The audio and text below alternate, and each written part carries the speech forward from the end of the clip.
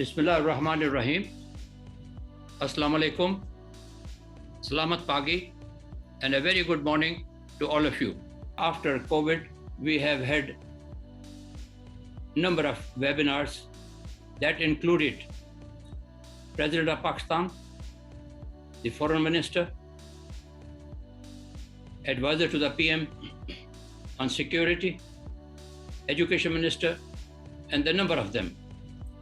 A large number of ambassadors and foreign dignitaries have participated in our seminars. Now, to request Mr.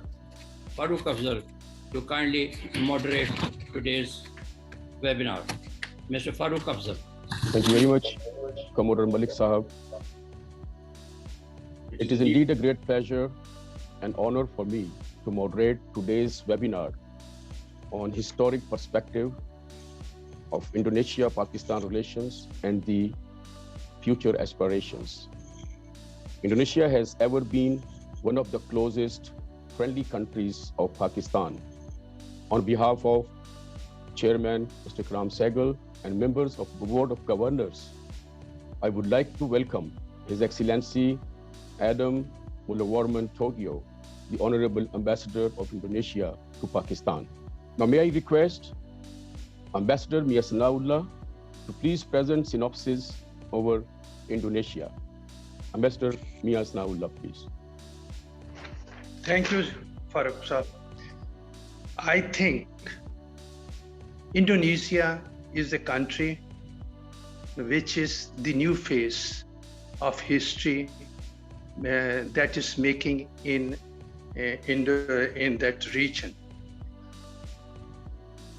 As stated by Farooq sir, our relationship goes beyond the independence or prior to the independence of Indonesia. There have been intense correspondence between the founding fathers of the two countries.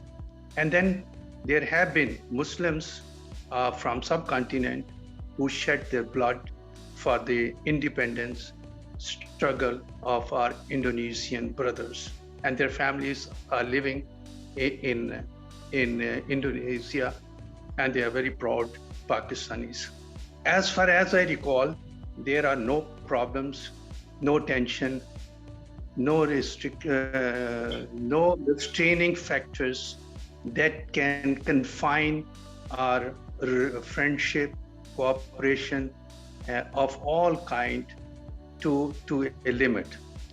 So the limit, it is a relationship which does not suffer from any encumbrances, in any restraints. But still, I would not say that we can touch the sky as far as we intend to enhance our cooperation. There are limitations, but both the countries are dead set to remove the restrictions. They have recently come up with action programs how to remove the stalemate which has come through or set in the bilateral relations. I hope with the efforts of my dear friend Ambassador Adam, we will see this atmosphere of friendship grow further and bringing in the fruits of cooperations. Now, I would like to request our today's plenary speaker, His Excellency Adam Mulawarman Tugio, for his discourse. Mr. Ambassador, please. Thank you so very much. Bismillahirrahmanirrahim. First of all, let me express my gratitude to you, Mr. Co-Chair, Mr. Khalid Mir, for inviting me to join these sessions and then discuss the relationship between Indonesia and Pakistan. If I may share some PowerPoint to highlight, this. I will, kindly ask permissions to use, some of the PowerPoint to once again highlight why Indonesia and Pakistan is,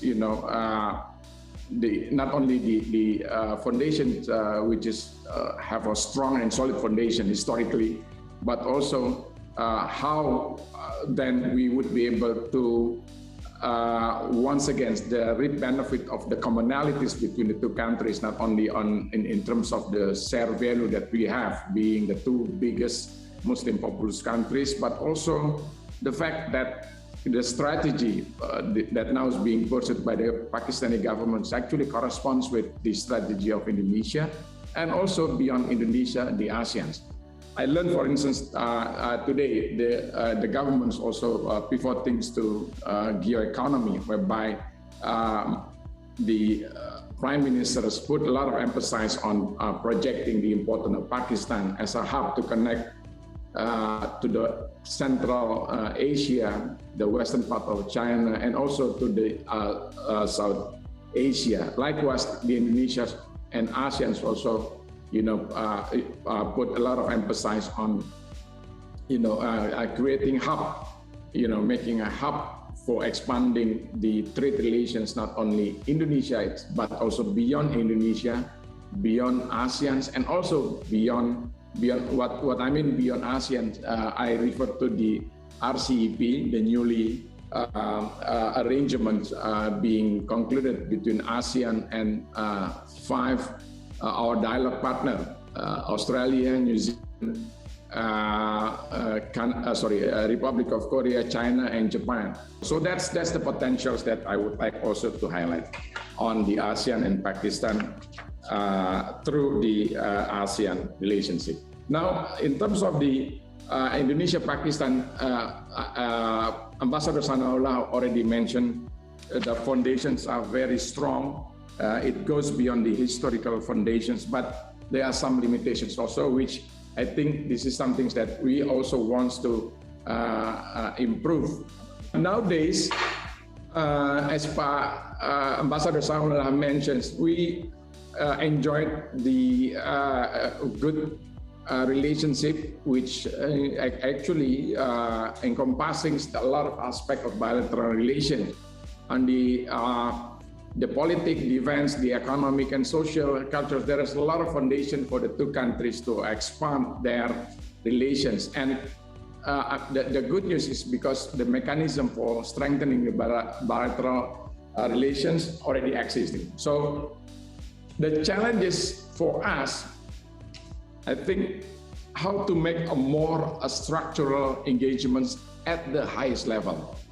In the politics, we have a lot of a framework like political dialogues, bilateral committee consultations, but we need to have higher representations, for instance, at the ministerial level. That's why nowadays the two countries are now working in concluding the joint ministerial committee, which hopefully will be chaired by the two foreign ministers. So that's the idea of having a more engagement at the highest level. See, you see in this slide how the trade is doubled, before and after the PTA, and even last year during the pandemic, we see that the trade between the two countries also slightly increased, around 8%. Why ASEAN is important? Because if you look at, there's a lot of research who already indicate that the futures of economy will lies on East Asia, and I think in terms of the numbers of people, population, the market share for the global economy, you see from those presentations how the importance of East Asia for the global economy.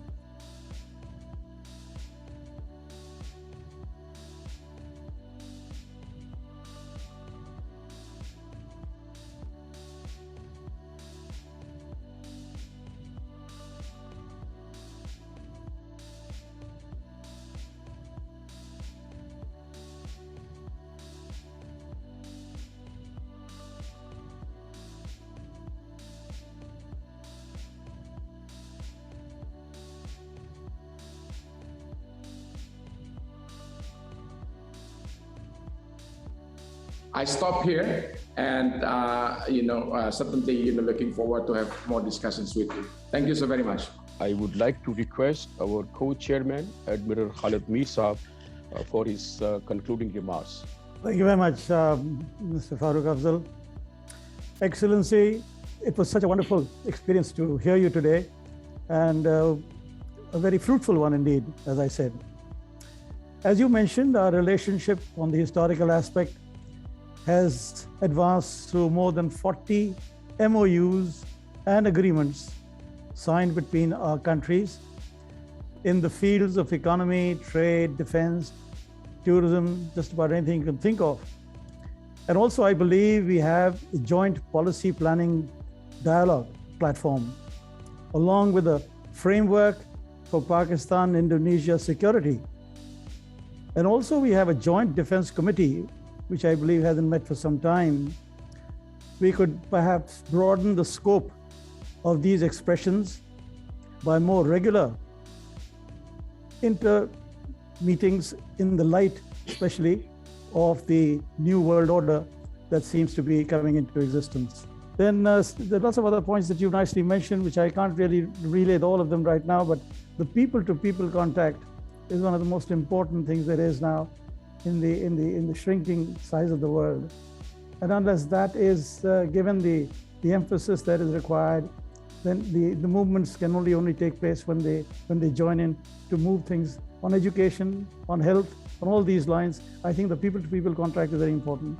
I can go on for a long time to talk on the number of subjects that you brought out, but I'd like to thank you, Excellency, for all what you said today and all the points that you've given for us to move forward. And as I said, our secretary is going to have a large few hours sitting down and writing all that we learned today, and he's going to send it to the ministry, I hope, to further in furtherance of our aims and objectives together. So, Excellency, thank you very much indeed. I'm most grateful to you for having been with us today, most of the forenoon, and I hope that in your next visit to Karachi, we shall be honored by your visit to our council as well. So, thank you very much indeed again. Mr. Ikram Sehgal has just landed Lahore and he has joined the meeting. So I would also like to request him to say briefly something about the meeting and about the relations. Our chairman, Mr. Ikram Sehgal, please. Thank you, Farooq Sahab. Excellency, first of all, it's a great honor, and please, I apologize because I was flying from Karachi to Lahore. I could not join earlier, but I just listened to the last at least 30 minutes of it quietly, and really I'm very, very glad that you could join us today. And let me tell you, I know, just something which is common is that, Commodore Sadeed Malik is a submariner from the Pakistan Navy. And the first things which Pakistanis always remember is during 1965 war, the 4 submarines that you sent to help us during the war. So we can never forget that tremendous gesture of friendship.